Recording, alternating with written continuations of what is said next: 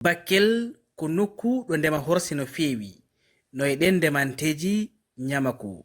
e nder kominaji 11 ɗi gonɗi e falde Bakel heɓe ndendi fedde no wiye Wula Nafa kolle mayri ko ndema nyamako. Asan Dikko ko kam ardi fedde nde. Minen coopérative o ko omo waɗi concerné département o fof kono min kippi ko nyamako tan ndema nyamako tan min kippi, donc kala ko fate nyamako ko ɗum min kippi vraiment yiide hen koye amen nder komin gollat ko. Pour le moment ko hen min goni par ce que partenaire hebde partenaire uji ɗi joni weeɓani eyyi ko hen min goni ɗum woni objectif amen hebde partenaire uji min mbawi nawde ñamakoji ɗi hay so wona caggal leydi yo won partenaire uji mo ganduɗa ko leydi ɓe goni taw miɗen jokkodiri e mabɓe kala ko min ndemi eɓe jetta ha min keeɓa lawol e andude no min jarata ha min jaltina ɗum e caggal leydi. Ndema nyamako wona hunde weemde ina namni heblo mawgo ko ɗum andini goto e mabɓe. Woni liggeyam ɗo e Bakel koko tawɗon ɗumin ɗo e dow mun ko woni ko fate ñamako. Minen ko ñamako min liggoto. Ñamako no woni no Abay wi nana ni ko pépiniére uji ɗi min garoto wadde e nder dow mois amin cippira hen. Te pépiniére wona hunde weemde ko hunde sippirtede. Aɗa yiya ha mbaɗa pépiniére ma yaha ha fuɗɗo arde pépiniére o ma jooɗoɗa surtout hikke e oɗo saaha amin caɗa pépiniére so Allah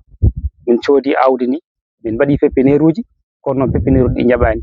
Hay so tawi heɓe jiito koye maɓɓe e ndema nyamako kono haɗani heɓe gondi e caɗele ndiyam sabu woni yidde maɓɓe ko remdi ndungu e ceeɗu. Minen ɗeɗo gollamen ene kewi caɗele ha heewi no heewi par ce que au début ko guila e temps pépiniére min puɗɗoto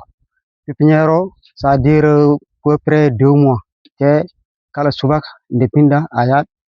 losa pépiniére ma ha pépiniére ma lorna so pépiniére ma lorni kadi koye dow cangol min goni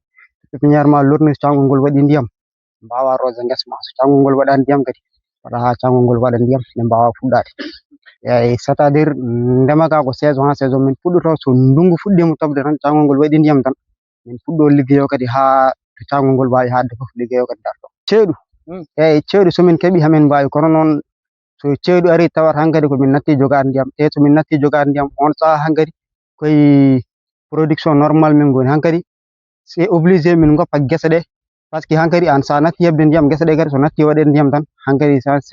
guese ɗe mbawata moƴƴude c'est obligé min goppa guese ɗe min goppira noon eyyi pour minen min mbawa remde ndungu ceeɗu min hamin namdi kam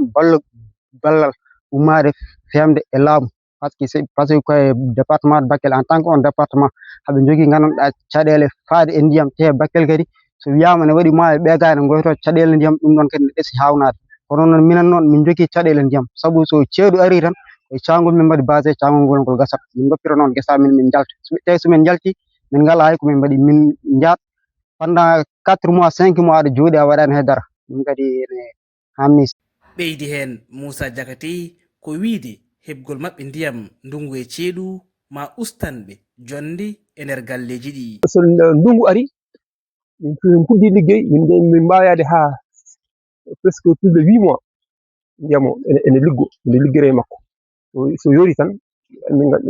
c'est autre chose min ngala to min payi ɓe mballa minen hay so woni ko forage uji min mbawi min gandi somin keeɓi ndiyam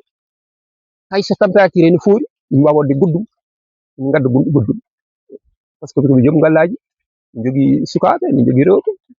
on tan yiyani Espagne min yahani Espagne min yahani France ga tan min goni. Caggal caɗele ndiyam